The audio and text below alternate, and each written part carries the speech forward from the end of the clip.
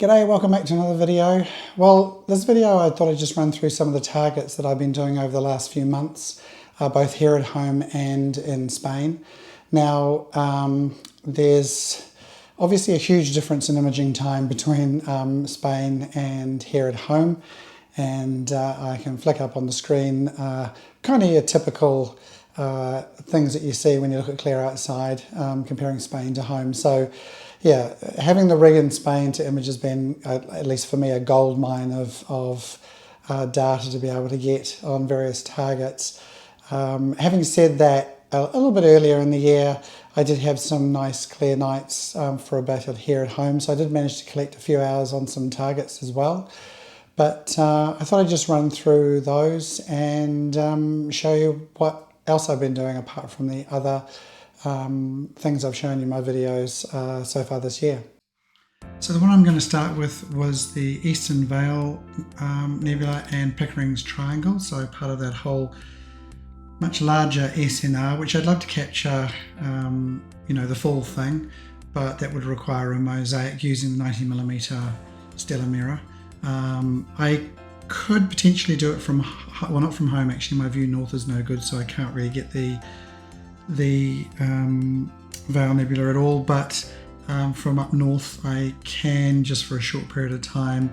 So I'd like to image it maybe with the Samyang from up there at some stage, but being so low in the sky and only up for a short period of time during the year, you really need a good run of clear nights for that, which just doesn't really happen. But I was reasonably happy with the way that came out. This is what the HA looked like, and then just the starless version was nice to work with. And interestingly, I noticed that Star Exterminator didn't seem to affect a lot of the fine nebulosity too much on this one, so that sort of worked out okay. This is the 03 with the stars, and this is the starless version here. I mean, it may have taken the odd bit out in places, but it was barely noticeable, so I didn't worry too much, which is surprising because you know, it's these little thin wispy bits that Star Exterminator can really be pretty harsh on and remove them, so that was okay in this instance. Now this image, let's bring the final one back up again. This was a total of 28 hours. There was just over 18 hours of HA, there was 7 hours 40 minutes of 03, and then I did sort of between 37 and 45 60-second exposures for the RGB stars in the background. So finally managed to get myself an image of at least part of the Veil Nebula, but so the Eastern Veil and the Pickering's Triangle. So the next one was shot from home, and that is the Prawn Nebula. And I did take this take an image of this previously, much closer up. I'll just see if I can find that, just a moment. So this is looking at Astrobin. This was done with the Esprit 120 and the ASI 2600mm Pro, so you know, much closer in. So I just expand that so I'm not overrunning that all the time, but yeah, sort of showing the more central bit of the Prawn Nebula with not a lot of the surrounding nebulosity. So that one was done back in 2022. So this current one was I did with the Red Cat from here at home, which is obviously a much shorter focal length. And also I used the 533, which is why we have the 533mm Pro, which is why there is the sort of square sensor look to it. So I'll just show the HA starless here, which, you know, was picking up a lot of this really nice wavy nebulosity all the way down here, and there was sort of plenty around the outside. The S2 also was picking up a reasonable amount, very, very similar actually to the HA. If I just click on this like this, you know, you can see them a bit more added together, but they pretty much sort of imitated each other. The 03 had very little, which is why only the central part showed up. So this was it here. starless version. So it's really more this central portion here. And that's what, sort of gives you the nice sort of bluer areas in here and here. So, still plenty of detail around here, even though it was of a much shorter focal length. So this is an SHO image. It's 34 hours and 40 minutes total integration. I realized that I just when I was making this video, I noticed I posted this wrong on Astrobin, and for the S2 data I'd accidentally selected the O3 filter again, so when I went and looked it just showed HA and O3, and I thought, well, where the heck's the S2? But I've corrected that now. So there was 16 hours 20 minutes of HA, 12 hours of the S2, and 6 hours and 20 minutes of O3. So the next one, we go back to the rig in Spain, and I did the Tulip Nebula. Now, because of the focal length of the stellar mirror 90mm refractor, the Tulip Nebula was never going to fill the field of view. So I thought I would put it right off center here, because there was some really interesting nebulosity out here. It was S2 HA and also some background O3, and so that's why this has been positioned off this area here. Kept a little hint of the green just because it helped provide a bit of interest in the color, I think, and also just sort of helps with that transition as you're moving from your blues through to the yellows and the sort of orangey reds. Now I did about well, this whole image was, the integration time on this was 43 hours, but nearly half of this was on oxygen, and you might wonder, well, why did I do oxygen 3 for over 20 hours, just over 20 hours, when there's a little bit here and a bit in the background? It was because I wanted to look at this thing here, because on the first 10 hours I started to get the feeling that, was this really just a bow shock, or was it a more of a bubble? Now this apparent bow shock, although as I said it's starting to look a bit more like a bubble to me, is apparently being produced by a binary celestial system, should I call it? I could say a binary star system, but actually there's only one star involved.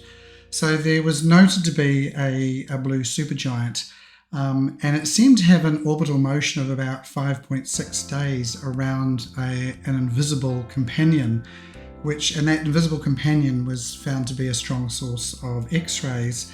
And it turned out that the X-ray emitting object was a black hole, which is known as Cygnus X-1. And this is said to be a bow shock from relativistic jets coming from the black hole and colliding with the interstellar medium. But as I was collecting data on this, and I got up to about 10 hours, I was looking at it going, well, it sort of comes all around here, all the way around here. It kind of looks like there's some blue running through here. It started to look more like an egg to me, like a complete egg. And I thought, well, I guess it can't be related, this back bit here can't be related to this, because it's obviously, if the bottom of this apparent sort of egg-shaped bubble went below here, well, you might think, okay, there's relativistic jets going this way and this way, but this binary system, I'm pretty sure it's this one here, is outside of this apparent bubble. So I did about 20 hours of the O3 just to try and work out further what was going on. So first of all, I'm just going to show you the HA. So that was the HA there, and if we do the starless, you get a much better feature of, or idea of, all these little bits of nebulosity, which was pretty cool. I'll just show the starless S2. So again, similar to the HA, but actually had even more detail. And the other thing that I found interesting in this was with the S2 was, when I looked at this, what they call the bow shot, there seemed to be another little sort of S2 bubble within this. It's really hard to see on the final image because I think it's sort of been overrun a bit by everything else, but I thought that was sort of interesting. And then if we look at the, oh no, that's it, same thing again. If I look at the O3, so this is zooming in a bit on the O3 with the stars. And as soon as, we'll just go to the starless version here. So this is what it looks like. The O3 looks like starless. So you can see there is some sort of interesting O3 here, and there's some here as well. But this kind of I don't know, it just looked like a complete bubble to me, which is why I did the 20 hours. Now, interestingly enough, James, which I'm sure everybody will know as ZSO Imager from his channel, he just recently did a video showing some of the objects he's done over the last 4 months. And it's interesting, he also wondered if this was a bubble because of the fact that you could see what looked like bits of structure in here. And if we just go back to the sort of final image here, you know, it's not just a bow shock out here. There's a bit of O3 in here. There's a bit of O3 sort of extending around here.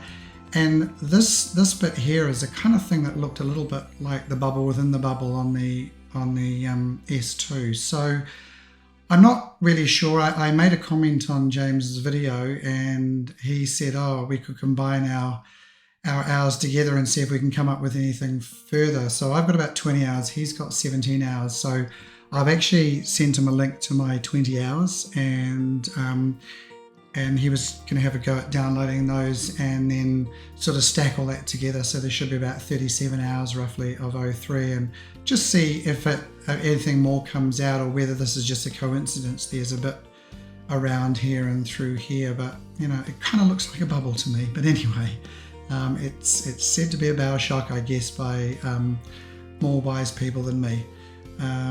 But anyway, that was the Tulip Nebula. So yeah, as I said, it's an SHO image and 43 hours 40 minutes total integration time. The next one is the Squid or the Flying Bat and the Squid Nebula. So this is it here. Now this one is obviously again imaged in Spain because I don't have, this doesn't come into our sky down the southern hemisphere. And the challenge obviously was to bring out the squid, which is quite faint. So this ended up being an HOO image and then I did some RGB stars. Now I collected 62 hours and 30 minutes in total for this. And if I just have a look, the Oxygen 3 was actually 36 hours just on that, and the HA was 23 hours, and then there were some 60-second exposures for the RGB stars. This, when you look at the squid and the HA, so you know that's quite obvious, but you can't actually see, sorry, the flying bat, you can see, you know, you can see plenty of HA here, but you can't see the squid at all until you do the O3. And now just to show you, this is a 15-minute exposure of O3. So we're in relatively dark skies out in Spain, and these are Antlia filters, 3nm filters, and after 15 minutes you can just see a bit of an outline here, kind of fades away here. So it's very, very faint. And if I just show you the O3 starless, so not much has been done to this. You can see it's still in the unstretched state. Well, sorry, it hasn't been formally stretched. I've just done a stretch, you know, here to see it. But that was what the squid showed up with all my hours done, and I think that was just showing it with the stars. So there is a little bit of nebulosity in there, and there's a little bit sort of vaguely in the background, but this stuff here gets overrun by the HA because it's so abundant back there. So yeah, that's the flying bat and the squid. So I think the flying bat is SH2-129 and the squid is OU4. And that's only relatively recently discovered, actually. If I just have a look at my information, it was only discovered in 2011 by an amateur astronomer. So yeah, that must have been quite an exciting find when the person first found that. We're going to move back to imaging from home here in New Zealand, and I imaged this target. Now this is quite a cool planetary nebula. Now I didn't really know about this, didn't know it sort of existed until this year. I mean, I've been looking for planetary nebula to do, and you know, some of them are not that big. Once you get past the helix and maybe one or two others, they then get very, very small. And this is still relatively small in the field of view, but with the Meade 10-inch, this is done with the Meade 10-inch and the ASI 533 MM Pro, it was still a reasonable size in in the field of view. This is also known as the Spiral Planetary Nebula because it's got this sort of spirally look, a little bit like a galaxy. So this is actually an SHO image, and there were differences between the HA and the S2 on this one, but it's sort of brightest in the O3. Total was just 14 hours, 3 minutes. That 3 minutes due to the fact that I did some RGB stars.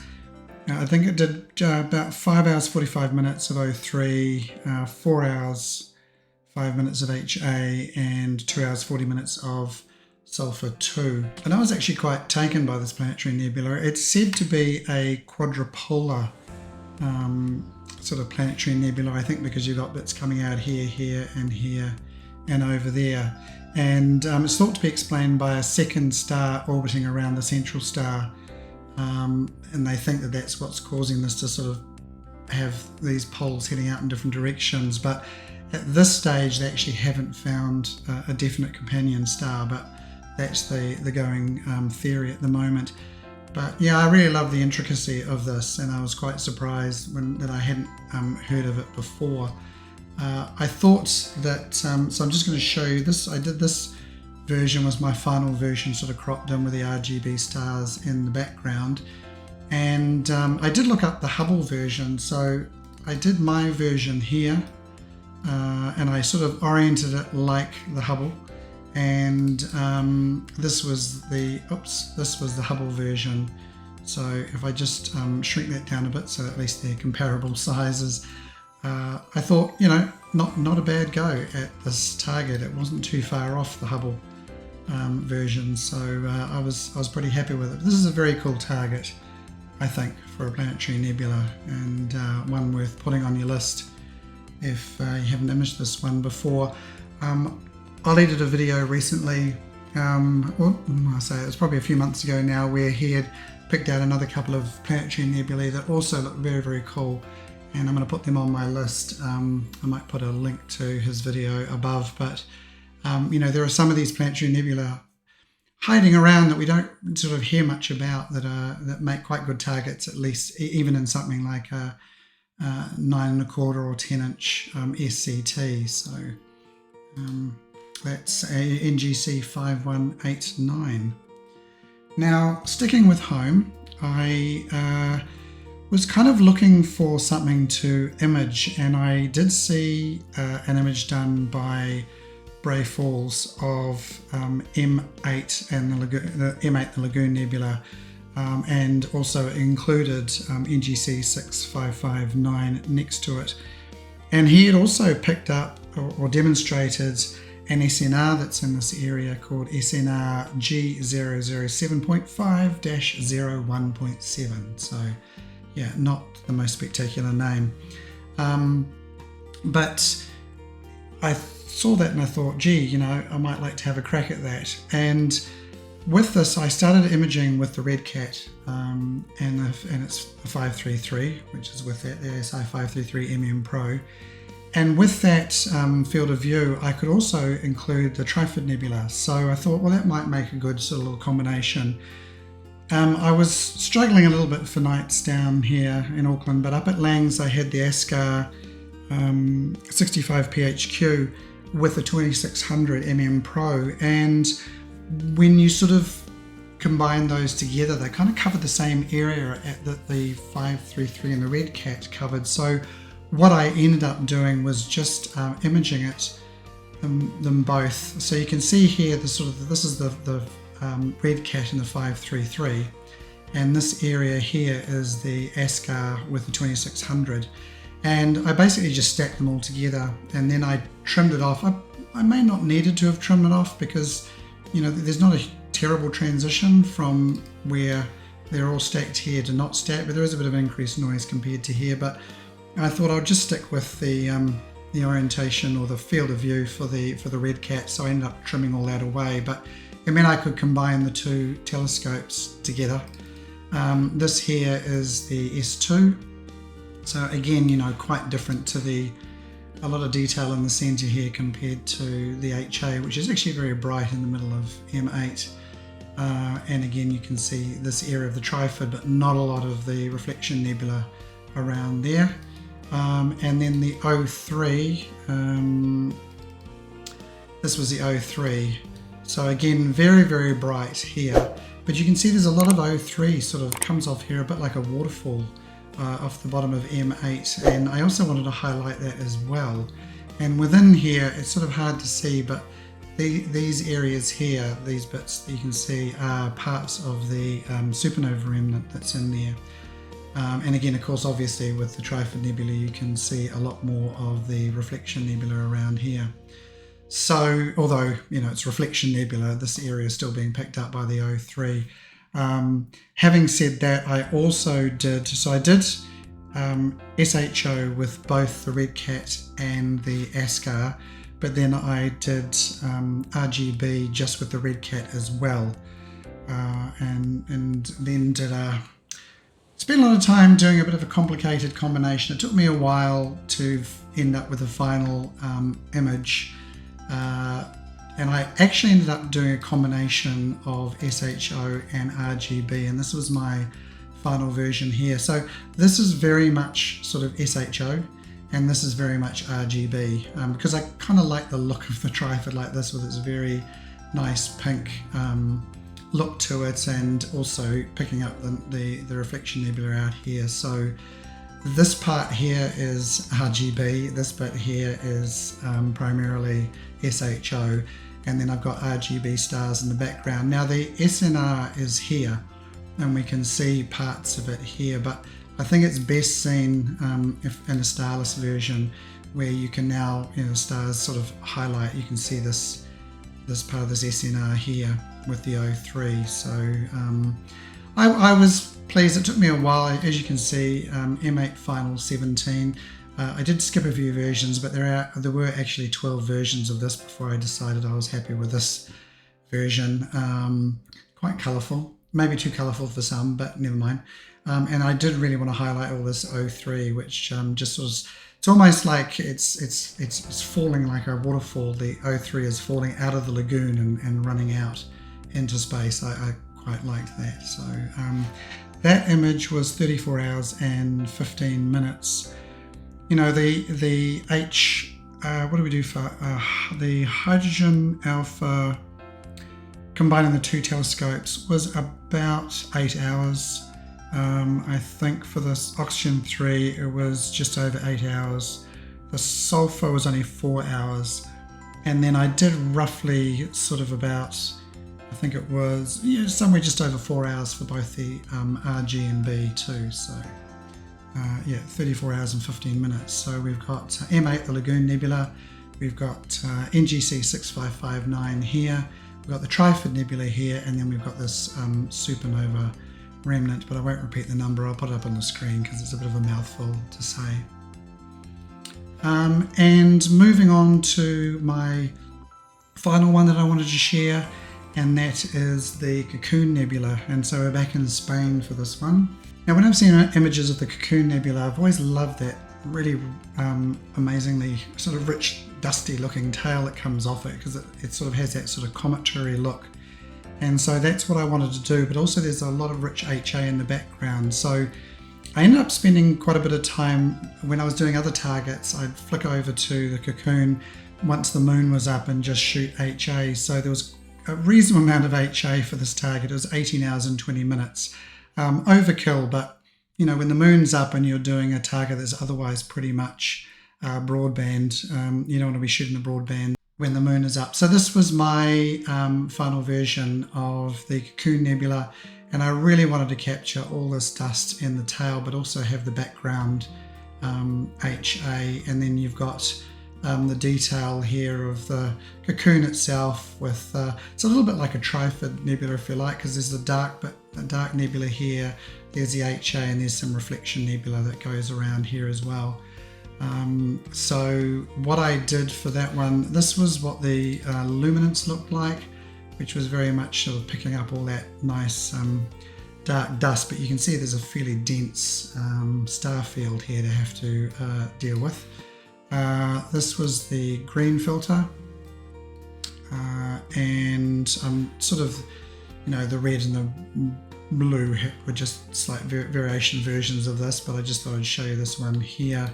The HA here, so you can see all this nice HA in the background and bits coming up off here. And if I show you the stars, that's it there. So there's quite a lot of sort of background HA to give a bit of interest as well, rather than just having it dark in the background.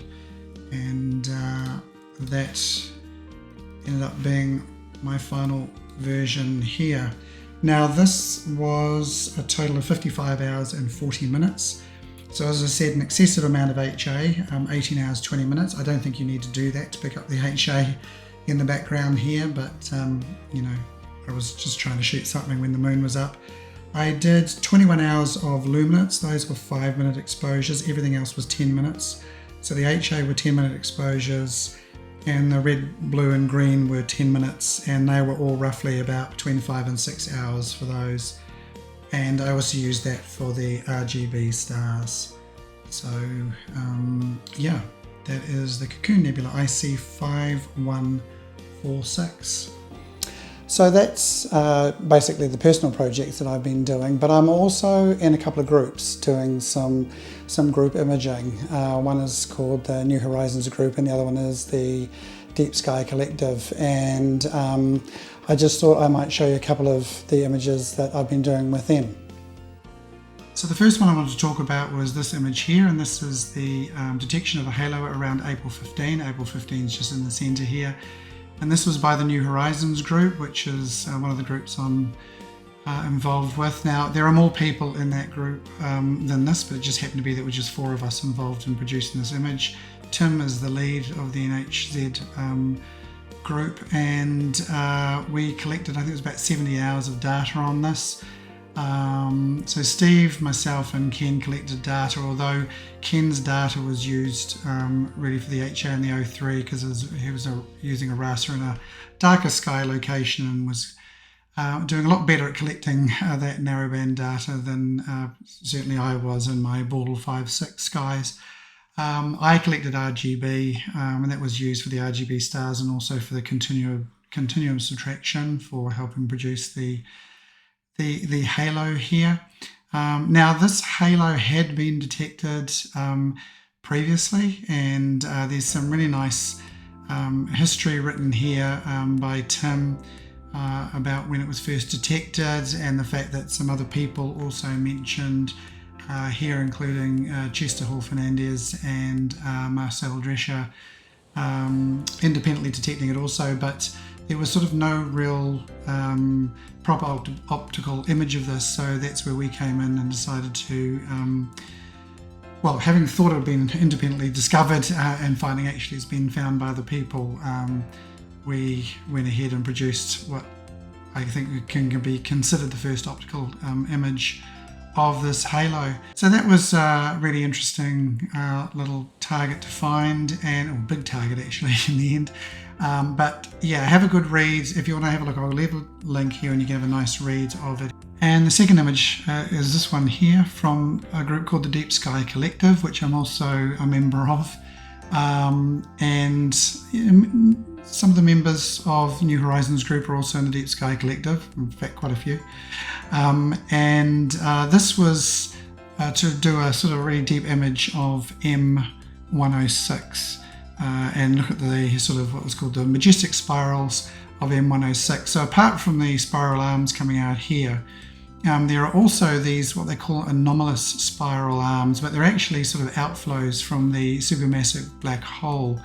And for our data, it was really looking at the optical side, so looking at the outflows there in HA and O3. But if I mouse over, you can see there's a bit of change of colour, there's a bit of yellow, there's a bit of purple, because they also overlaid some of the professional data from Chandra and Spitzer and I think it was called VLT.